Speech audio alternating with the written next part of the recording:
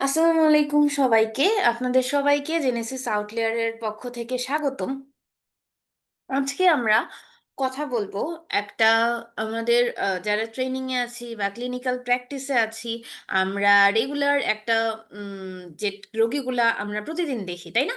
তো আমার মাথায় আসলো যে রেগুলার যে রোগীগুলা প্রতিদিন দেখি, এই রোগীগুলার যে ট্রিটমেন্ট সংক্রান্ত যে নাইস গাইডলাইন বা যে জিটিজি গাইডলাইন বা যে টক আর্টিকেলস গুলো আছে, মানে আপডেটেড যে গাইডলাইন গুলো আছে, সেগুলা নিয়ে যদি আমরা আম, সপ্তাহে একদিন করে আলোচনা করি তাহলে কিরকম হয়। তো এই চিন্তাটা থেকেই আজকে হচ্ছে এই প্রোগ্রামটা শুরু করা, যে আজকে আমরা শুরু করতে যাচ্ছি যে আমাদের প্রতিদিনের ট্রেনি জীবনে বা ক্লিনিক্যাল ম্যানেজমেন্টের জীবনে আমাদের যে কেসটা অহরহ মানে আমাদেরকে দেখতে হয় সেটা হচ্ছে আমাদের হাইপারটেনশন ইন প্রেগন্যান্সি, তাই না? এটা ডায়াগনোসিস কিভাবে করব, এটার ম্যানেজমেন্ট কিভাবে করব। তো আমি যেটা বললাম যে ট্রেনিং বা ক্লিনিক্যাল লাইফে এটার তো ইম্পর্টেন্স আসলেই অপরিসীম।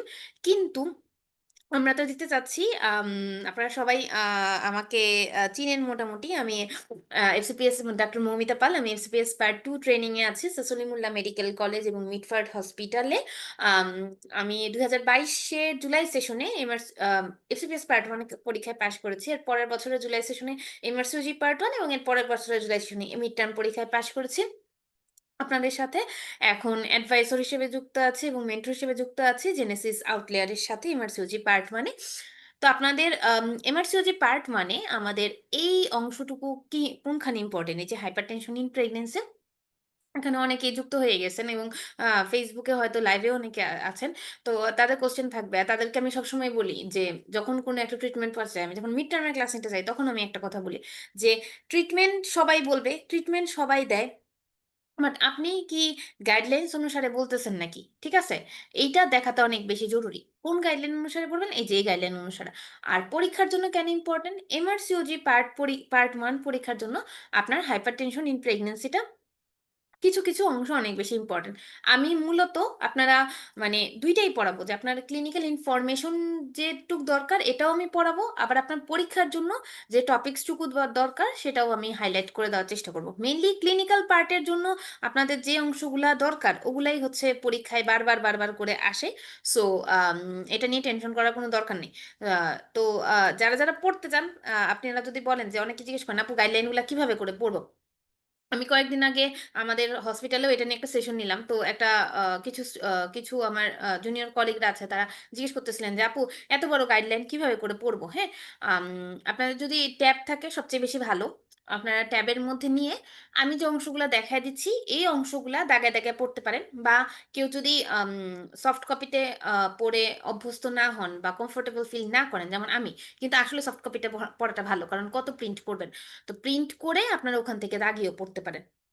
আচ্ছা, ১ম এ আসি যে আম আমরা সবাই জানি যে হাইপারটেনশন ইন প্রেগন্যান্সি কি, প্রি-এক্লাম্পসিয়া কি, জেস্টেশনাল হাইপারটেনশন কি, আর হচ্ছে ক্রনিক হাইপারটেনশন কি। আমরা মোটামুটি সবাই জানি। কিন্তু আমি তবুও ফার্স্ট এ শর্ট করে একটা ব্রিফ দিয়ে দিই যে সবগুলাই হচ্ছে কি, একটা হলো যে প্রেগন্যান্সিতে আম হাইপারটেনসিভ একটা কন্ডিশন, হ্যাঁ? এটা আমি লাস্টের দিকে আসবো। আমি একদম গাইডলাইন ধরে যাচ্ছি। কারণ আপনাদের যেন মানে যখন আপনারা পড়বেন তখন যেন আপনাদের সুবিধা হয়। তো আমরা তো কেউই চাই না এই হাইপার টেনশনটা হোক, তাই না? পল্লবী আপু বা যারা যুক্ত আছেন তাদেরকে বলছি। তাই আমরা তো কেউই চাই না যে এই হাইপার টেনশনটা হোক। সো এটার জন্য কিছু প্রিভেন্টিভ মেজার আছে। ঠিক আছে? তো প্রিভেন্টিভ মেজার আমি কার জন্য নিব? সবার জন্য নিব? না। আমি নিব হচ্ছে যারা এর জন্য রিস্ক এ আছে। ঠিক আছে? যে high risk factor of the প্রি-এক্লাম্পসিয়ার জন্য যারা রিস্ক ফ্যাক্টরে আছে তাদের জন্য আমি নিব। এজন্য আমার কাছে অ্যান্টিনেটাল ভিজিটে যখনই কোনো মহিলা আসবে নাকি, আমি তার হিস্ট্রি নিয়ে তাকে ক্যাটেগরাইজ করে ফেলবো যে সে কি high risk factor of the প্রি-এক্লাম্পসিয়াতে পড়তেছে নাকি moderate risk factor of the প্রি-এক্লাম্পসিয়াতে পড়তেছে। আচ্ছা, high risk factor of the pre-eclampsia বলতে কি বোঝানো হচ্ছে? এই যে এখানে যেগুলা আছে, যে আমরা শুনবো আগের প্রেগন্যান্সিতে ওর কোনো হাইপারটেনসিভ ডিসঅর্ডার আছে নাকি? এইটা আমরা শুনবো। ওর ক্রনিক হাইপারটেনশন মানে ওর প্রেগন্যান্সির আগের থেকেই হাইপারটেনশন আছে নাকি? ওর ক্রনিক কিডনি ডিজিজ আছে নাকি? ওর type 1 or type 2 diabetes mellitus আছে নাকি? ওর কোনো অটো ইমিউনো ডিজিজ যেমন ধরেন এসএলই বা অ্যান্টি ফসফোলিপিড সিনড্রোম যেটা আছে, এরকম কোনো ডিজিজ আছে নাকি? ওকে? আচ্ছা। এছাড়াও আমি যদি দেখি যে না, হাই রিস্ক ফ্যাক্টর গুলা নাই, তাহলে আমরা কি খুঁজবো? তাহলে আমরা খুঁজবো ওর কোনো মডারেট রিস্ক ফ্যাক্টর আছে নাকি? দেখেন লেখা moderate risk factor. Moderate risk factor গুলা কি? যে ওর প্যারিটি, এটা ওর ১ম বাচ্চা নাকি? এটা ও নালিপ্যারাস লেডি নাকি? ওর বয়স ৪০ বছর বা তার চাইতে বেশি নাকি? ওর প্রেগন্যান্সি ইন্টারভ্যাল সরি। ওর প্রেগন্যান্সি ইন্টারভ্যাল ১০ বছরের চাইতে বেশি নাকি? ওর বিএমআই, ও মোটু নাকি? BMI 35 KG metre square or more on first visit নাকি? ওর family history of pre-eclampsia or multifetal pregnancy মানে টুইন বা ট্রিপলেট প্রেগন্যান্সি আছে নাকি? তাহলে এগুলা হচ্ছে আমার মডারেট রিস্ক ফ্যাক্টর। এইগুলা যদি আমার প্রেজেন্ট থাকে, তাহলে আমার এই রোগীটার প্রি-এক্লাম্পসিয়া হওয়ার ঝুঁকি অনেক বেশি। সেক্ষেত্রে আমি কি করব? যদি আমার হাই রিস্ক ফ্যাক্টর থাকে, মানে এই ৫ টা পয়েন্টের মধ্যে যেকোনো একটা পয়েন্টই যদি আমার থাকে, তাহলে আমি রোগীটাকে অ্যাসপিরিন স্টার্ট করব। রোগীটাকে আমি অ্যাসপিরিন স্টার্ট করব। কিন্তু আমার যদি রোগীটার মডারেট রিস্ক ফ্যাক্টর থাকে, সেক্ষেত্রে কিন্তু আমার একটা রিস্ক ফ্যাক্টর থাকলে হবে না। আমার মোর দেন 1 রিস্ক ফ্যাক্টর, মানে রোগী যদি খালি নালিপ্যারাস হয়, সেক্ষেত্রে কিন্তু হবে না। রোগীর যদি নালিপ্যারাসের সাথে বলে যে উনার বাচ্চাটার উম বিয়ে থেকে বাচ্চা হওয়ার ইন্টারভ্যাল, মানে উনি চেষ্টা করতেছে বাচ্চাটার ইন্টারভ্যাল হলো ১০ বছরের চাইতে বেশি, বা উনার বিএমআই 35 এর চাইতে বেশি, বা উনি এইজ 40 চাইতে বেশি, যে কোনো একটা অ্যাসোসিয়েটেড আছে। ওকে? মানে ২ টা মডারেট রিস্ক ফ্যাক্টর আছে। সেক্ষেত্রে আমরা অ্যাসপিরিন শুরু করব।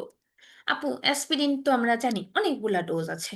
75 মিলিগ্রাম আছে, 150 মিলিগ্রাম আছে, 3000 মিলিগ্রাম আছে, এবং আমরা ক্লিনিক্যাল প্র্যাকটিসে একেকজনকে একেকটা ডোজ দিতে দেখি। আইডিয়াল ডোজ কোনটা? আপনি ৩ টা অপশন মনে রাখেন, হ্যাঁ?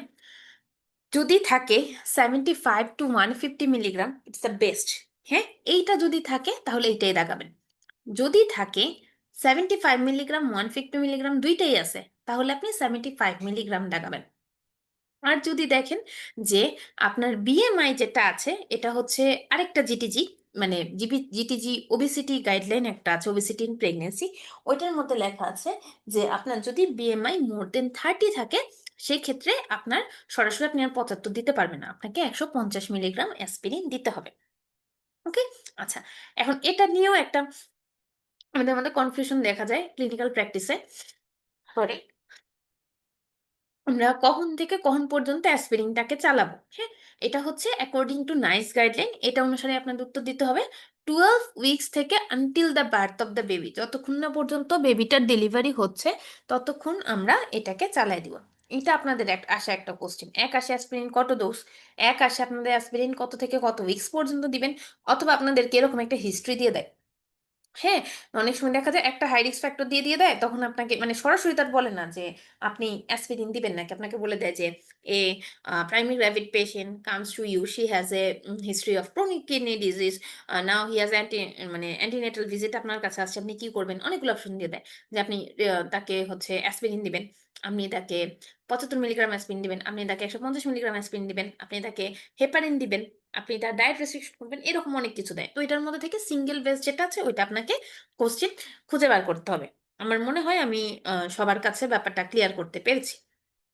কেউ যদি কিছু না বুঝেন বা কোশ্চেন থাকে, আনমিউট হয়ে আমাকে জিজ্ঞেস করতে পারেন। আচ্ছা, এখানে মনে রাখতে হবে একটা জিনিস, যদি এটা পার্ট এক্সাম এর জন্য ইম্পোর্টেন্ট, যে আমরা এটা আপনাদের ক্লিনিক্যাল নলেজ এর জন্য আমি বলতেছি। বাট এটা পরীক্ষায় এত বেশি আসে না। হ্যাঁ?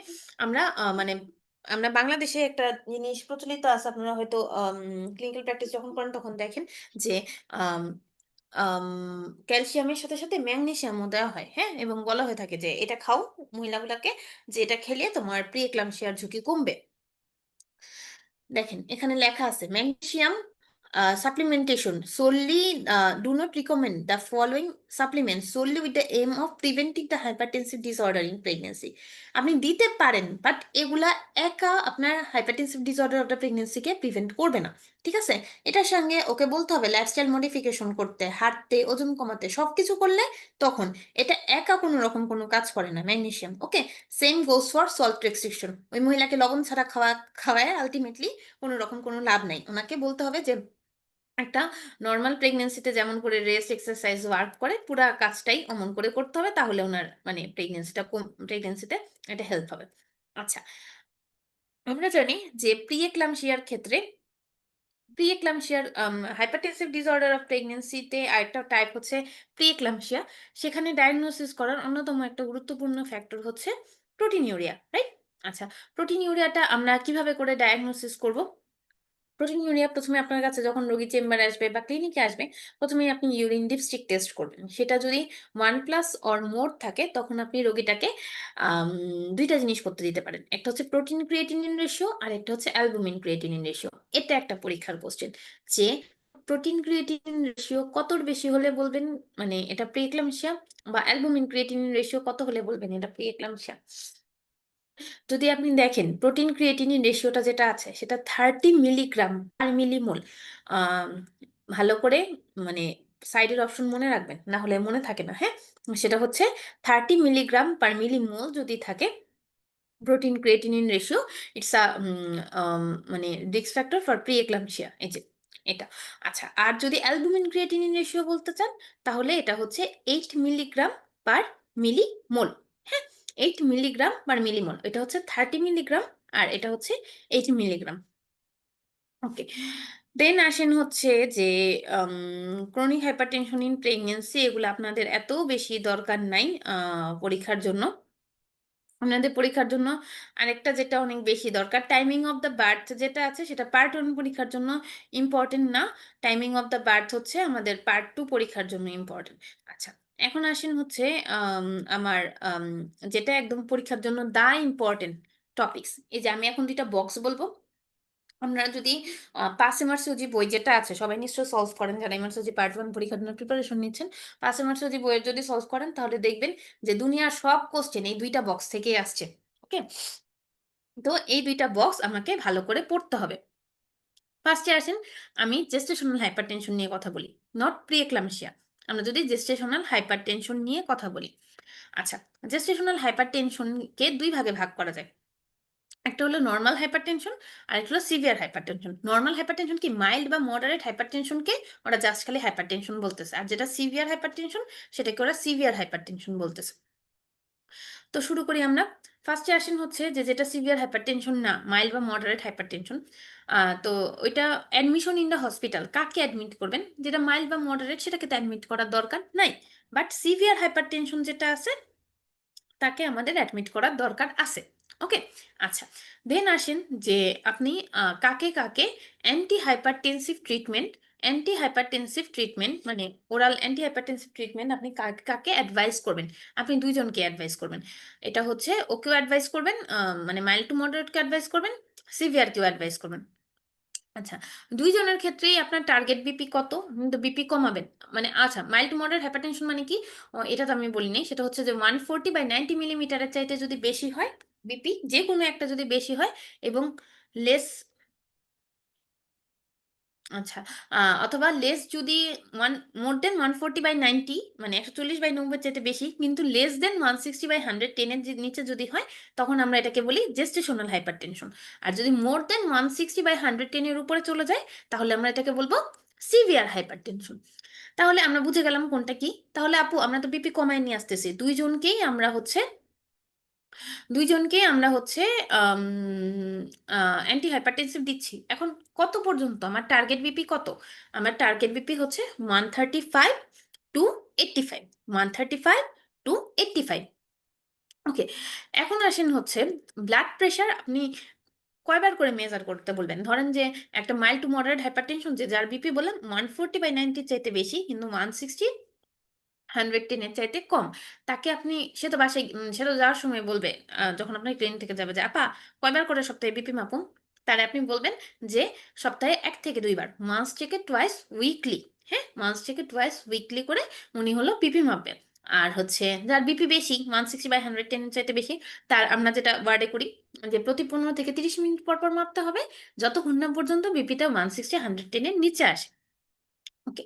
তারপরে আসেন যে ডিপস্টিক প্রোটিনিউরিয়া যদি আসে, ডিপস্টিক প্রোটিনিউরিয়াতে আপনি কখন মানে এই টেস্টে এটা যেহেতু আমি জেস্টেশনাল হাইপারটেনশন এর কথা বলতেছি। তার মানে কি? এই পেশেন্টটা প্রি-এক্লাম্পসিয়া পরবর্তীতে ডেভেলপ করতে পারে। জেস্টেশনাল হাইপারটেনশন কনভার্ট করতে পারে প্রি-এক্লাম্পসিয়াতে। তাহলে এটা দেখার একটা উপায় কি? রোগীটার প্রোটিনিউরিয়া ডেভেলপ করল নাকি? তো কতবার করে আমরা দেখব যে ওর এটা আমরা যখন বিপি মাপবো, বিপি কয়বার মাপতে বললাম সপ্তাহে? ১ থেকে ২ বার। তাহলে তার সঙ্গেই ও প্রোটিনিউরিয়াটা করবে, ডিপস্টিক প্রোটিনিউরিয়াটা করবে। মানে সপ্তাহে ১ থেকে ২ বার। কিন্তু যদি সিভিয়ারলি হাইপারটেনশন হয়, তখন তার প্রি-এক্লাম্পসিয়াতে কনভার্ট করার সুযোগ মানে সম্ভাবনা অনেক বেশি। তো ওজন্য ও যখনই এবং সে যেহেতু অ্যাডমিটেড আছে, সে হচ্ছে ডেইলি এটাকে মাপবে। এরপরে আসেন ব্লাড টেস্ট। এটা একটা ইনফিনিটি স্টার দিয়ে রাখেন। ইনফিনিটি স্টার, হ্যাঁ? ব্লাড টেস্ট কি? ব্লাড টেস্ট হলো কিনা কি ব্লাড টেস্ট করতে দিবেন ১ম এ? CBC, liver function sorry CBC, liver function test এবং রেনাল ফাংশন টেস্ট। এই ৩ টা করতে দিবেন। কতবার করে করতে দিবেন? সপ্তাহে কতবার করে করবে? ও উইকলি করবে। ও উইকলি করবে। আচ্ছা। এখন আসেন যে এই পেশেন্টটার তো আমি একটা কথা বললাম যে কেন করতেছেন ইউরিন ডিপস্টিক টেস্ট? যে আপু বলছে যে এই পেশেন্টটার প্রোটিনিউরিয়া ডেভেলপ করে নাকি? তাহলে প্রোটিনিউরিয়া ডেভেলপ করে ফেললে তো তার প্রি-এক্লাম্পসিয়াই হয়ে গেল, তাই না? এমন কোনো পদ্ধতি কি আছে যে আগের থেকে আপনি আম ইয়ে করতে পারেন, আন্দাজ করতে পারেন যে আম আ আ ওর প্রি-এক্লাম্পসিয়া ডেভেলপ করবে নাকি? হ্যাঁ, একটা টেস্ট আছে। যেটাকে বলা থাকে placental growth factor base testing. এই টেস্টিংটা যদি আপনি করেন, তাহলে হচ্ছে আপনি বুঝতে পারবেন যে ওই প্রি-এক্লাম্পসিয়া ডেভেলপ করতেছে নাকি। তো এইটা আপনি কয় অকেশনে করবেন? এটা ১ অকেশনে করবেন। এখন আসেন ফিটাল অ্যাসেসমেন্ট। প্রতিবার যখন আপনার কাছে আসবে, ততবার আপনি ফিটাল হার্টবিট মাপবেন। ২ জনের ক্ষেত্রেই সেম। আচ্ছা, কার্ডিওটকোগ্রাফি যেটা আছে সেটা আপনি হচ্ছে হলো কিনা যে যখন আপনার মনে হবে যে হ্যাঁ, অ্যাসিলারেশন বা ডিসিলারেশন আছে ক্লিনিক্যালি ইন্ডিকেটেড তখন আপনি করবেন। এই ২ টা জিনিস। আল্ট্রাসোনোগ্রাফি যেটা, সেটা হচ্ছে আমার যদি আপনি এটা সহজ করে মনে রাখবেন যে আমি একটু পরে প্রি-এক্লাম্পসিয়াতেও পড়াবো। এটা তো জেস্টেশনাল হাইপারটেনশন এ পড়াচ্ছি। একমাত্র আমার হচ্ছে mild to moderate gestational hypertension যেটা আছে সেটার মধ্যে আমি ইউএসজি যেটা আছে সেটা আমি 2 to 4 উইকলি করতে পারি। 2 to 4 উইকলি একটা রেঞ্জে বড় রেঞ্জে দিয়ে দিছে। আর বাকি যত হাইপারটেনশন বলবে সবগুলাতে ইউএসজি অ্যাসেসমেন্ট হবে 2 উইকলি। ওকে? এখন আসেন এটা পড়া শেষ। এখন আসেন আরেকটা বক্স যেটা আছে ওইটা আমি পড়ি তারপরে ২ টা বক্স আমি একবারে আপনাদেরকে সামারাইজ করে দিব। তো ওইটা আমরা কি পড়ে আসলাম? গেস্টেশনাল হাইপারটেনশন, তাই না? এবার আসেন প্রি-এক্লাম্পসিয়া। প্রি-এক্লাম্পসিয়াতে কি? প্রি-এক্লাম্পসিয়াতে হচ্ছে প্রি-এক্লাম্পসিয়াও সেম যে যাদের বিপি 140 থেকে 140/90 থেকে বেশি কিন্তু 160/100 থেকে কম তাদেরকে আমরা বলতেছি মাইল্ড অর মডারেট হাইপারটেনশন বা এখানে খালি হাইপারটেনশন লেখছে।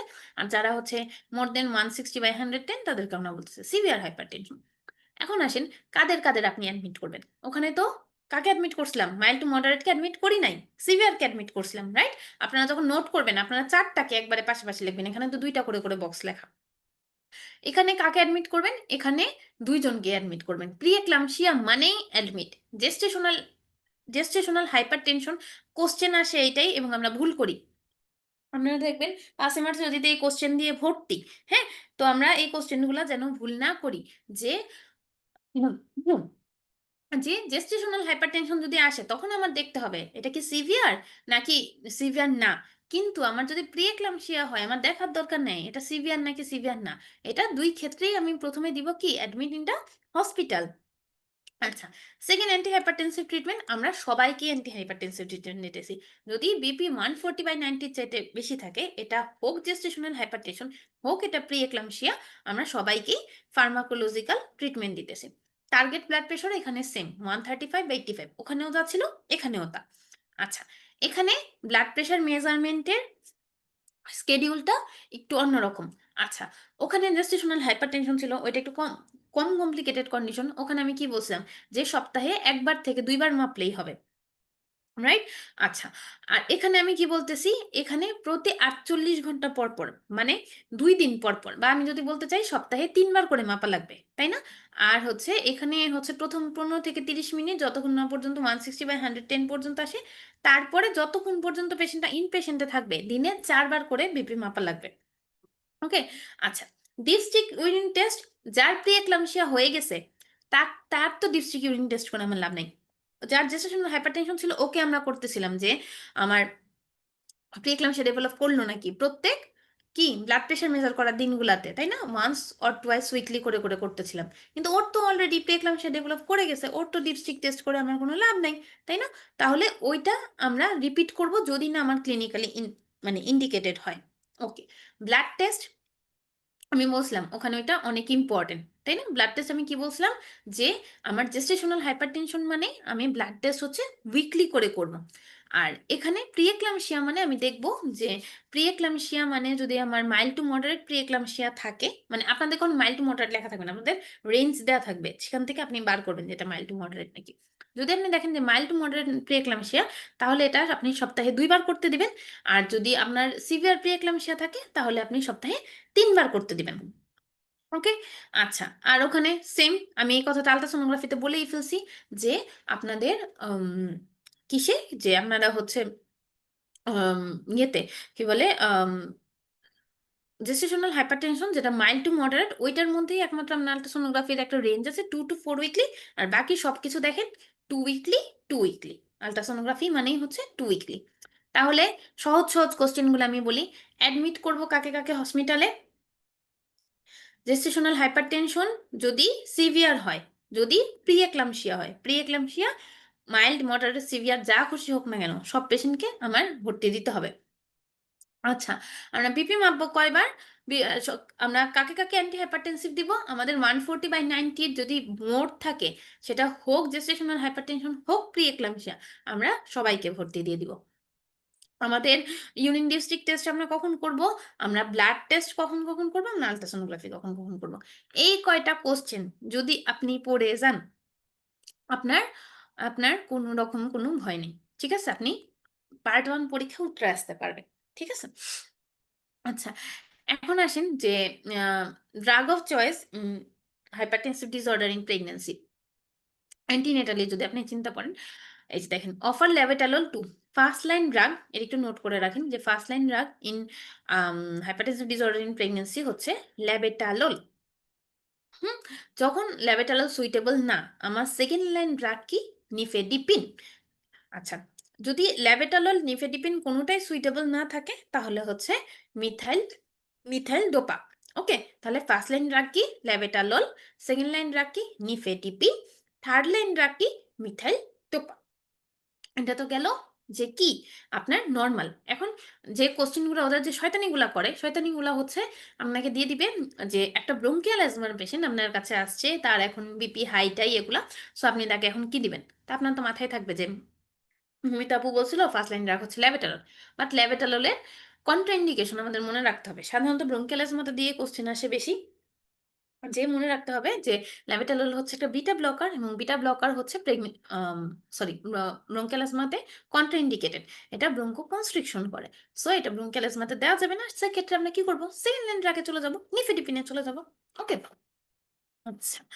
তারপরে আসেন যে এটার পাশাপাশি আসলে লিখে নেন যে সেকেন্ড লাইন ড্রাগ যেগুলা আছে সেগুলা কি, কি? সেকেন্ড লাইন ড্রাগ হচ্ছে আমাদের আ ফার্স্ট লাইন মানে সেকেন্ড লাইন ড্রাগ বলতেছি। আচ্ছা, প্রেগন্যান্সি, এটা তো প্রেগন্যান্সির সময়ে ড্রাগ গুলা চলল। এখন বাচ্চাটা ডেলিভারি হয়ে গেল।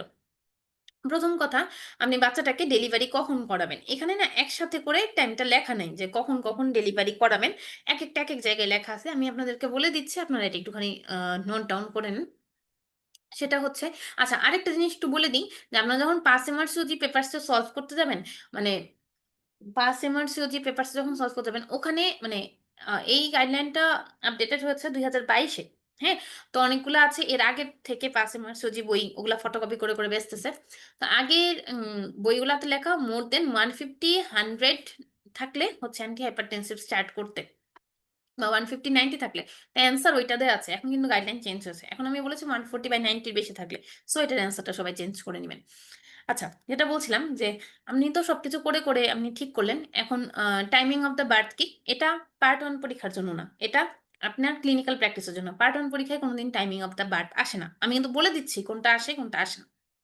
যদি আনকমপ্লিকেটেড হাইপারটেনশন থাকে সেক্ষেত্রে আপনি মোর দ্যান 37 উইকস এ ডেলিভারি করে ফেলবেন। যদি মাইল্ড টু মডারেট প্রি-এক্লাম্পসিয়া থাকে সেক্ষেত্রে আপনার ডেলিভারির টাইম হবে 34 উইকস থেকে 36 উইকস 6 ডেজ পর্যন্ত। যদি আপনার সিভিয়ার প্রি-এক্লাম্পসিয়া থাকে সেক্ষেত্রে আপনার ডেলিভারির সময় হবে মোর দ্যান 34 উইকস। আর কোনো একটা প্রি-এক্লাম্পসিয়া যদি মানে 37 উইকস এর পরে ডেভেলপ করে, তার মানে এটার মানে খারাপ হওয়ার সম্ভাবনা বেশি। এটাকে বলতে হবে ডেলিভারি করে ফেলতে হবে ২৪ থেকে ৪৮ ঘন্টার মধ্যে। আচ্ছা। তো আপনি ডেলিভারি করে ফেললেন। করে ফেলার পরে এখন এখানে তো অ্যান্টিনেটাল ড্রাগ গুলা লেখা আছে। আমি আপনাকে পোস্টনেটাল ড্রাগ গুলাও বলে দেই। পোস্টন্যাটাল ড্রাগ আরসিওজি অনুসারে ফার্স্ট লাইন ড্রাগ হচ্ছে এনালাপ্রিল, সেকেন্ড লাইন ড্রাগ হচ্ছে নিফেডিপিন, থার্ড লাইন ড্রাগ হচ্ছে ল্যাবেটোল। এটা আসে এবং আসে এনালাপ্রিলের সবচাইতে মানে কি বলবেন না কমন সাইড এফেক্ট কি? এটা একটা এমআরসিজি পার্ট 1 পরীক্ষার কোশ্চেন। এটা দিবেন যে আপনারা এটা হচ্ছে ড্রাই কাফ করে। ওকে। দেন আম বাকি যে জিনিসপত্র আছে এটা যদি আপনারা এখান থেকে জাস্ট খালি দেখে নেন। আপনাদের পার্ট 1 পরীক্ষার জন্য এত বেশি ইম্পোর্টেন্ট না। আপনারা একবার করে দেখে নিতে পারেন। আপনাদের কাছে আমি অলরেডি যা পড়িয়েছি ওই বক্সে যা পড়ানো আছে ওইটাই মোটামুটি এখানে আম বলেছে। আপনারা চাইলে একবার দেখে নিতে পারেন। তাহলে আপনাদের কাছে অনেক বেশি ক্লিয়ার হয়ে যাবে। আচ্ছা। তারপরে আসেন যে পার্টটা আমাদের জন্য লাগবে।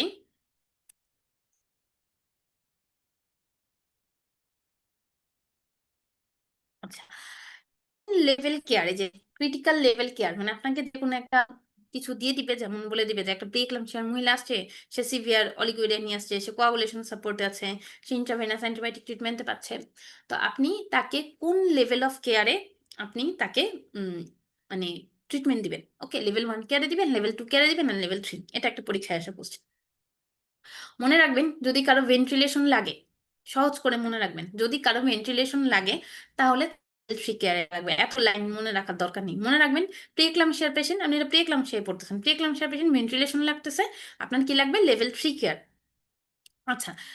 তারপরে এখানে এত মনে রাখার দরকার নেই। মনে রাখবেন প্রি-এক্লাম্পসিয়ার পেশেন্ট তার সাথে কোনো একটা কমপ্লিকেশন। সেটা হতে পারে এক্লাম্পসিয়া, সেটা পারে হেমোরেজ, হাইপারক্যালেমিয়া। হ্যাঁ? এরকম যদি কোনো কিছু হয়ে থাকে তাহলে আপনি তাকে দিবেন কি? এটাকে দিবেন লেভেল 2 কেয়ার। এখানে ২ টা জিনিস আপনার কমপ্লিকেশন এর সাথে মিলবে না। সেই চোরামিও আমি আপনাদেরকে শিখাই দিচ্ছি। সেটা হলো ইন্ট্রাভেনাস অ্যান্টি হাইপারটেনসিভ ট্রিটমেন্ট এবং ইনিশিয়াল স্ট্যাবিলাইজেশন এবং অফ দ্য সিভিয়ার হাইপারটেনশন। এই ২ টা মনে রাখবেন যে পেশেন্টটা যখন ১ম আমার কাছে আসবে ইনিশিয়াল ম্যানেজমেন্ট করতে হবে সিভিয়ার হাইপারটেনশন। তখন আমার কি দিতে হবে? ইন্ট্রাভেনাস অ্যান্টি হাইপারটেনসিভ দিতে হবে। সেটা আমি লেভেল 1 এ দিতে পারব না। সেটা আমি কই দিব? লেভেল 2 কেয়ারে লেভেল 2 তে দিব। হ্যাঁ? আচ্ছা। এখন লেভেল 1 এ কাকে দিবেন? যে আ কারো মনে করেন যে আম প্রি-এক্লাম্পসিয়া আছে কিন্তু হচ্ছে হলো কিনা সে প্রি-টার্ম। তাহলে আমরা কি চাচ্ছি? সে কোনমতে টার্ম পর্যন্ত যাক। তাই না? তারপরে গিয়ে আমি তাকে ডেলিভারি করে ফেলব। তাকে আমি কনজারভেটিভ ম্যানেজমেন্ট চালাচ্ছি। তাদেরকে আমরা রাখবো লেভেল 1 এ অথবা বেবি ডেলিভারি হয়ে গেছে। আমরা জানি প্লাসেন্টা আউট হয়ে গেলেই আ বিপি যেটা আছে ওইটা কমে যায়। তাহলে step down treatment after the birth. বার্থের পরে যে আমরা স্টেপ ডাউন ট্রিটমেন্ট দিব। অথবা pre-eclampsia with hypertension. Pre-eclampsia with hypertension এই কথাটা যদি বলে তাহলে হচ্ছে আপনি সাধারণত এই ২ টা অংশ দিয়েই কোয়েশ্চেন আসে যে এই ২ টা পার্ট যদি আসে তাহলে আপনারা হচ্ছে এইটা বলে দিবেন। আচ্ছা, কেন এই যে এটা নিয়ে একটুখানি সবার কনফিউশন থাকে। আমাকে ক্লাসে অনেকে জিজ্ঞেস করেন, "আপু প্রি-এক্লাম্পসিয়া উইথ হাইপারটেনশন এই কথাটার মানে কি?" আমি একটু পরেই আসতেছি। কিন্তু আপনারা সহজ করে মনে রাখেন লেভেল 3 কেয়ারে তাহলে কাকে দিব? যাদের ভেন্টিলেশন লাগবে। লেভেল 2 কেয়ারে কাকে দিব? যার প্রি-এক্লাম্পসিয়া জাতীয় যেকোনো একটা কমপ্লিকেশন, কোয়াগুলোপ্যাথি আছে, এক্লাম্পসিয়া আছে, কারো হচ্ছে হলো হেলপ সিনড্রোম ডেভেলপ করতেছে, হাইপারক্যালেমিয়া আছে, যেকোনো একটা সিম্পটম বা মহিলা যখন একদম ১ম এ আসছে, আমি তাকে লেভেল 1 কেয়ারে দিব না। তখন ইনিশিয়াল এস্টাবলিশমেন্ট এর জন্য আম ইনিশিয়াল স্ট্যাবিলাইজেশন এর জন্য এবং তাকে অ্যান্টি হাইপারটেনসিভ আইভি দেওয়ার জন্য আমি তাকে লেভেল 2 কেয়ারে রাখবো। আর লেভেল 3 কেয়ারে কাকে দিব? যে একটা প্রি-টার্ম মহিলা যাকে আমি কনজারভেটিভ ট্রিটমেন্ট এ রাখতেছি তাকে, যার ডেলিভারি হয়ে গেছে তাকে আমি স্টেপ ডাউন করব তাকে এবং প্রি-এক্লাম্পসিয়া উইথ হাইপারটেনশন। ওকে, এটা একটা খুব ইম্পোর্টেন্ট জিনিস গেল আমাদের পার্ট গুলাতে। ওকে। তারপরে আসেন হচ্ছে এই যে আপনাদেরকে আমি যে তখন তো ২ টা ড্রাগ একবারে বলে দিলাম। এই যে এখানে আমি লিখে দিয়েছি যে আমরা হচ্ছে ফার্স্ট লাইন ড্রাগ হচ্ছে এনালাপ্রিল আর যে সেকেন্ড লাইন ড্রাগ আচ্ছা হচ্ছে নিফেডিপিন। বিশেষ করে আপনাকে যদি বলে দেয় ব্লাক আফ্রিকান বা ক্যারিবিয়ান ফ্যামিলি থেকে সে আসছে, তখন আপনি তাকে নিফেডিপিনটাই বেশি চয়েস করবেন দেন এনালাপ্রিল। ওকে, দেন আসেন হচ্ছে আমাদের প্রি-এক্লাম্পসিয়াতে আমাদের মানে কয়েকটা পার্সেন্টেজ আসে। আমি আপনাকে বলব না সবগুলা পার্সেন্টেজে মুখস্থ করতে। আপনি কেবলমাত্র এই পার্সেন্টেজটা মুখস্থ করেন। এই জিনিসটা কি? যে আপনার আগে প্রি-এক্লাম্পসিয়া ছিল। এখন পরবর্তী প্রেগন্যান্সিতে আপনার প্রি-এক্লাম্পসিয়া হওয়ার ঝুঁকি কতটুকু? হ্যাঁ? আচ্ছা আমি সহজ করে বলতেছি। ওভারঅল, ওভারঅল যদি আমি আপনাকে বলতে চাই তাহলে হওয়ার সম্ভাবনা হচ্ছে ৬ জনের মধ্যে ১ জন। 1 in 6 ওমেন। হ্যাঁ? 1 in 6 মানে কি? অঙ্ক তো সবাই পারেন। ৬ কে মানে ১০০ কে ৬ দিয়ে ভাগ করবেন। তাই না? তাহলে কত আসে? ১৬% এর মতো আসে। ওইটা ২ টা মুখস্থ করার দরকার নেই। আমার যেমন 1 in 6 সহজে মনে থাকে, আপনার যদি ১৬% সহজে মনে থাকে আপনি ১৬% মনে রাখবেন। সবচেয়ে ভালো মনে হলো 1 in 6 মনে রাখা। আরেকটা হলো জেস্টেশনাল এইজ অনুসারেও মনে রাখা যায়। ডেলিভারি যদি ২৮ থেকে ৩৪ সপ্তাহের মধ্যে করা লাগে, তাহলে হওয়ার সম্ভাবনা হচ্ছে 1 in 6 ছিল না, এটাকে হাফ করে ফেলেন। তাহলে কত? 1 in 3, হ্যাঁ? আর যদি ৩৪ থেকে ৩৭ সপ্তাহের মধ্যে করা লাগে, তাহলে এটা হওয়ার সম্ভাবনা কত? ১ বেশি, 1 in 4। ওকে? এটা সহজ করে মনে রাখবেন। ওভারঅল হচ্ছে 1 in 6, ২৮ থেকে ৩৪ সপ্তাহের মধ্যে যদি ডেলিভারিটা হয়ে থাকে, এখনকার ডেলিভারি যেটা আছে সেটা যদি হয়ে থাকে, পরবর্তীতে প্রি-এক্লাম্পসিয়া হওয়ার সম্ভাবনা হচ্ছে 1 in 3, এবং যদি এখনকার ডেলিভারিটা ৩৪ থেকে ৩৭ সপ্তাহের মধ্যে হয়ে থাকে, তাহলে এটা হওয়ার সম্ভাবনা হচ্ছে কত? 1 in 4। ওকে, এগুলা এত বেশি দরকার নাই। কারণ আপনি এত পার্সেন্টেজ মনে রাখতে পারবেন না। ইম্পোর্টেন্ট হচ্ছে কিসের পার্সেন্টেজ বলেন তো? রিকল এর যে পার্সেন্টেজ গুলা আসছে। এখন আসেন এই যে গাইডলাইনের সমস্যা হচ্ছে এইটা। আমরা সাধারণত পড়া যেখান থেকে শুরু করি, গাইডলাইন পড়া শেষ করে ওই জায়গায়। হ্যাঁ? এই যে এখানে সবগুলা টার্ম বলা হইছে যে আমরা সাধারণত মানে ক্রনিক হাইপারটেনশন বলতে কি বুঝি? এক্লাম্পসিয়া বলতে কি বুঝি? ক্রনিক হাইপারটেনশন বলতে আমরা কি বুঝি? যদি আপনাকে এমন একটা সিনারিও দিয়ে দেয় যে ওর ডেলিভারির আগেই ওর মানে প্রেশার আছে, হ্যাঁ? বা ওর প্রেগন্যান্সিটাই প্রেশার ডেভেলপ করতেছে কিন্তু সেটা ২০ সপ্তাহের আগে। যদি ২০ সপ্তাহের পরে হয় তাহলে আমরা এটাকে কি বলতেছি? এটাকে আমরা বলতেছি জেস্টেশনাল হাইপারটেনশন বা প্রি-এক্লাম্পসিয়া। কিন্তু ২০ সপ্তাহের আগে যদি হয় তাহলে আমরা এটাকে কি বলতেছি? Chronic hypertension. ওকে? আচ্ছা। যদি কোনো কনভালশন ডিসঅর্ডার আপনাকে সিনারিওতে বললে আপনাকে কোনদিনও সংজ্ঞা দিবে না। আপনাকে একটা সিনারিও দিয়ে দিবে, আপনাকে ডায়াগনোসিস করতে বলবে। ওকে? আপনি কোনো একটা কনভালসিভ ডিসঅর্ডার যদি বলে কারো প্রেশার বেশি তার সাথে একটা কনভালশন মানে খিঁচুনির একটা কোনো কিছু দিয়ে দেয়, তখন আপনারা এটাকে বলবেন যে এটা হচ্ছে এক্লাম্পসিয়া। আর যেটা আমি বললাম ২০ সপ্তাহের পরে যদি থাকে, কিন্তু যদি প্রোটিনিউরিয়া না থাকে, তাহলে আমরা তাকে কি বলব? Gestational hypertension. আর হচ্ছে হেল্প সিনড্রোম কি? HELLP, হ্যাঁ? হেল্প H টা হলো হেমোলাইসিস, E তে হলো এলিভেটেড লিভার এনজাইম, আর হচ্ছে ELA হচ্ছে এলিভেটেড লিভার এনজাইম, আর LP তে হচ্ছে লো প্লাটেলেট কাউন্ট। এখন আসেন, এটাও একটা পরীক্ষার কোয়েশ্চেন। একদম লাস্টে গিয়ে একটা পরীক্ষার কোয়েশ্চেন আসে। যারা লাস্ট পর্যন্ত ধৈর্য ধরে রাখছেন তাদের জন্য যে আমাদের শুধুমাত্র, হ্যাঁ? আমাদের মাথার মধ্যে একটা জিনিস সহজে আছে যে খালি প্রেশারের সাথে যদি বুঝি প্রোটিনিউরিয়া থাকলেই আপু এটা প্রি-এক্লাম্পসিয়া হয়ে যায়। না, প্রেশারের সাথে যদি প্রোটিনিউরিয়া নাও থাকে তাও আমরা প্রি-এক্লাম্পসিয়া বলতে পারি। ওকে? আমাদের ৩ টা পয়েন্ট মনে রাখতে হবে। ১ নাম্বার হচ্ছে মেইন পয়েন্ট যেটা, সেটা হচ্ছে আমার নিউ অনসেট হাইপারটেনশন হতে হবে। যদি ওল্ড অনসেট হাইপারটেনশন হয়, তাহলে এটা ক্রনিক হাইপারটেনশন হয়ে গেল। এটা নিউ অনসেট হাইপারটেনশন এবং অবশ্যই ২০ সপ্তাহের পরে হইতে হবে। তার সাথে যেকোনো নিচের একটা যদি প্রেজেন্ট থাকে, এই ৩ টার মধ্যে একটা যদি প্রেজেন্ট থাকে, তাহলেই আমরা এটাকে বলতে পারি প্রি-এক্লাম্পসিয়া। তাহলে ৩ টা কি, কি? এই যে আমি ওখানে যেটা বলে আসছিলাম যে আমার প্রোটিন ক্রিয়েটিনিন রেশিও যদি আমার কত 30 এর বেশি, বা অ্যালবুমিন ক্রিয়েটিনিন রেশিও যদি 8 মিলিগ্রাম পার মিলিমোলের চাইতে বেশি, বা ইউরিন ডিস্ট্রিক্ট টেস্ট যদি 2 প্লাসের চাইতে বেশি থাকে, তার মানে এই তিনটার যে কোনো একটা থাকা মানেই হলো আমার সিগনিফিকেন্ট প্রোটিনিউরিয়া আছে। এক আমার এটা থাকা লাগবে, অথবা আমার কি থাকা লাগবে? সহজে আসি, আমার বাচ্চা ঠিকমতো করে প্লাসেন্টা দিয়ে ব্লাড পাচ্ছে না। যার কারণে কি হচ্ছে? ইউটেরাল প্লাসেন্টাল ডেফিসিয়েন্সির কোনো একটা ফিচার। সেটা কি, কি? Fetal growth restriction, still but umbilical artery Doppler waveform মানে হচ্ছে হলো রিডিউসড বা হলো রিভার্স, এরকম কিছু একটা হয়ে আছে। তখন হলো আপনি কি করবেন? তখন এটাও একটা ফিচার। আচ্ছা, এছাড়াও মায়ের কোনো একটা অর্গান ডিসফাংশন যদি থাকে, কেমনে বুঝবো? যেমন মায়ের যদি রেনাল ইনসাফিসিয়েন্সি হয় তাহলে কি? ক্রিয়েটিনিনটা বেড়ে যাবে। ক্রিয়েটিনিনটা বেড়ে গিয়ে 90 মাইক্রোমোল পার লিটার হতে পারে, বা 1.02 মিলিগ্রাম পার ডেসিলিটার বা মিলিগ্রাম পার 100 ml হতে পারে। 90 মাইক্রোমোল পার লিটার। ঠিক আছে? ভালো করে মনে রাখবেন। 90 মাইক্রোমোল পার লিটার আর 1.02 মিলিগ্রাম পার ডেসিলিটার। ডেসিলিটার দিয়ে মনে রাখেন, আপনারা ডেসিলিটার মানে জানেন 100 ml। ঠিক আছে? আচ্ছা, লিভার এনজাইম যদি বেড়ে যায়, এসজিপিটি যদি মোর দেন ৪০ এর চাইতে বেশি থাকে, এলটিএসটি যদি বেশি থাকে, বা রাইট আপার কোয়াড্রেন্ট পেইন যদি থাকে, নিউরোলজিক্যাল কমপ্লিকেশন যদি থাকে, প্লাটিলেট কাউন্ট যদি ১,৫০,০০০ এর চাইতে কমে যায়।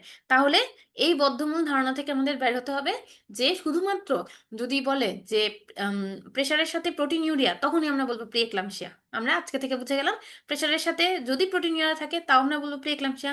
প্রেশারের সাথে যদি বলে লিভার এনজাইম ডিজেনারেটেড, বা প্ল্যাটলেট কাউন্ট কমে গেছে, বা ক্রিয়েটিনিন বেড়ে গেছে, বা ইউটেরাল প্লাসেন্টাল ডিফিসিয়েন্সি আছে কিন্তু প্রোটিনিউরিয়া নাই, তাও আমি কি বলতে পারবো? এটাকে প্রিএক্লাম্পসিয়া বলতে পারবো।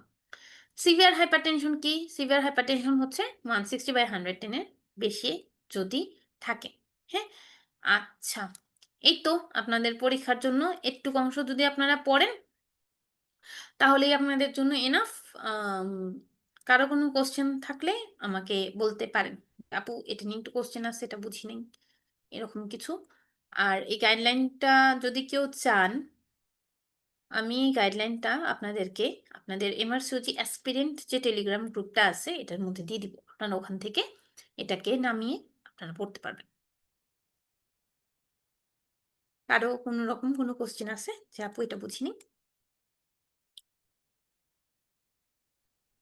আপু অ্যাসপিরিনের ব্যাপারটা যদি একটু কাইন্ডলি আবার বলতেন। অ্যাসপিরিনের ব্যাপারটা? আচ্ছা আপু, হুম। অ্যাসপিরিন আমি দিব কি দিব না এটা ডিপেন্ড করে হচ্ছে আমার স্যামসাং এস এম। আপু আপনার নাম কি আমাকে আগে এটা বলেন। আমার নাম তানজিনা। তানজিলা আপু, আচ্ছা। তানজিলা হুম। আপু একটা অনেক সুন্দর কোশ্চেন জিজ্ঞেস করছে যে অ্যাসপিরিন কখন কি, অ্যাসপিরিনের ব্যাপারটা কি? আচ্ছা, অ্যাসপিরিন আমরা কিসের জন্য দিই আপু, এটা কি বোঝা গেছে? জি আপা, এটা বুঝছি আমি। কেন দিই বলেন, বলেন। প্রিভেনশন অফ প্রিএক্লাম্পসিয়ার জন্য। Prevention of P. আচ্ছা, কত সপ্তাহ থেকে কত সপ্তাহ পর্যন্ত দিব? এটা 12 সপ্তাহ থেকে আনটিল দ্য ডেলিভারি। আচ্ছা, কত ডোজ থেকে কত কত ডোজে দিব? 75 মিলিগ্রাম থেকে 150 মিলিগ্রাম পর্যন্ত আমরা দিতে পারবো। আচ্ছা, আপনার 75 থেকে 150 মিলিগ্রাম তো অপশনে থাকলে দিবেন, যদি দুইটাই অপশনে থাকে কোনটা দিবেন? তাহলে 150 মিলিগ্রাম। No, 75 milligram. 75। হ্যাঁ, আচ্ছা আপু। 75 মিলিগ্রাম। যদি আচ্ছা বলে আপু। দেয় যে মহিলাটার ওবিসিটি আছে, মানে বিএমআই হুম। মোর দেন 30, তাহলে আমরা তাকে হচ্ছে কোন ইয়েটা দিব, তাকে হচ্ছে কত অ্যাসপিরিন দিব? মোর দেন 30 হলে হ্যাঁ আপু, তাহলে 150 মিলিগ্রাম। ভেরি গুড আপু। আচ্ছা, তখন আপনার কিছু রিস্ক ফ্যাক্টর দেখতে হবে, কাদের কাদের আপনি অ্যাসপিরিন দিবেন, ধরে বেঁধে সবাইকে অ্যাসপিরিন দেওয়া যাবে না। তখন আমাদের কিছু রিস্ক ফ্যাক্টর গুলা দেখতে হবে। যদি আমার হাই হুম। রিস্ক ফ্যাক্টর যেগুলো আছে, আমি যে দেখাইছিলাম হুম। হুম। আপনাদেরকে যে হাই রিস্ক হ্যাঁ। ফ্যাক্টর যেগুলো আছে ওগুলা যদি একটা প্রেজেন্ট থাকে, যেমন ধরেন কারো যদি ক্রনিক কিডনি ডিজিজ থাকে, একটা রিস্ক ফ্যাক্টর আছে তাই না, তাহলে এটা থাকলেই হবে। জি। বা কারো অ্যান্টিফসফোলিপিড অ্যান্টিবডি সিন্ড্রোম আছে, তাহলে একটা থাকলেই আমি অ্যাসপিরিন এরকম 12 সপ্তাহ থেকে ডেলিভারি অফ দ্য বেবি পর্যন্ত দিব। কিন্তু যদি হুম। মডারেট রিস্ক ফ্যাক্টর থাকে, যে মহিলা শুধুমাত্র নালিপারাস, মহিলাটার বয়স জি। শুধুমাত্র 40 বছরের বেশি, ঠিক আছে, এরকম যদি একটা মডারেট রিস্ক ফ্যাক্টর থাকে তাহলে আমরা আবার তাকে অ্যাসপিরিন দিব না। মডারেট রিস্ক ফ্যাক্টর থাকলে দুইটা থাকতে হবে, যেমন কি যে নালিপ্যারাস প্লাস ওর বয়স 40 বছরের চাইতে বেশি, নালিপ্যারাস প্লাস ওর প্রেগনেন্সি ইন্টারভেল 10 বছরের চাইতে মোর দেন বেশি। 10 ইয়ার্স। হ্যাঁ, জি আপু, এটাই। আপু এখানে যে আপনি বলছেন 12 উইকস থেকে আনটিল দ্য ডেলিভারি পর্যন্ত আমরা দিব, হুম ঠিক হুম। আছে। আনটিল দ্য ডেলিভারি পর্যন্ত হলে আমাদের জন্য একটু অসুবিধা হবে না? ব্লিডিং টেন্ডেন্সিটা একটু বেশি থাকতে পারে না? আপু অ্যাসপিরিনে তেমন কোনো ব্লিডিং টেন্ডেন্সি হয় না। আপনারা যখন গাইনি, এমনকি গাইনি পার্ট যখন পড়তে আসবেন, এটা খুবই একটা ভুল ধারণা যে আমাদের হুম। অ্যাসপিরিন খেলে হচ্ছে ব্লিডিং টেন্ডেন্সি হয়। আমরা সবসময় এই ডোজ বন্ধ করে রাখি তাই না, যে গাইনি কেস হুম। হলেও হুম। আমরা গাইনোকোলজিস্টরা অনেক বেশি ভয় পাই। কিন্তু রিকমেন্ডেশন, গাইডলাইন্স এবং হচ্ছে রিসার্চ যা বলে না, এমনকি আপনি যখন গাইনি পার্ট যখন পড়তে আসবেন তখন দেখবেন যে ওখানেও বলা আছে যে অ্যাসপিরিন প্রি অপারেটিভ পিরিয়ডে বন্ধ করার কোনো রকম কোনো দরকার নেই, হেপারিন বন্ধ করার দরকার আছে, অ্যাসপিরিন বন্ধ করার কোনো দরকার নেই। এটা ব্লিডিং এমন বেশি বাড়ায় না। আচ্ছা ঠিক আছে আপু, থ্যাংক ইউ। ওকে, আর কারো কোনো রকম কোনো কোশ্চেন? আমাদের পল্লবী আপু একদম প্রথম থেকে লাস্ট পর্যন্ত ছিলেন, পল্লবী আপুর কিছু কোশ্চেন নাকি আপু বুঝতে পারছেন সবকিছু?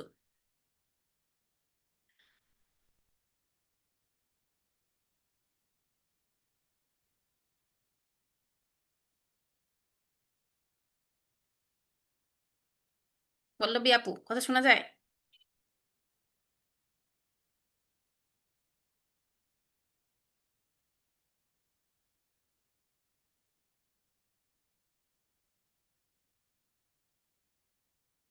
আচ্ছা।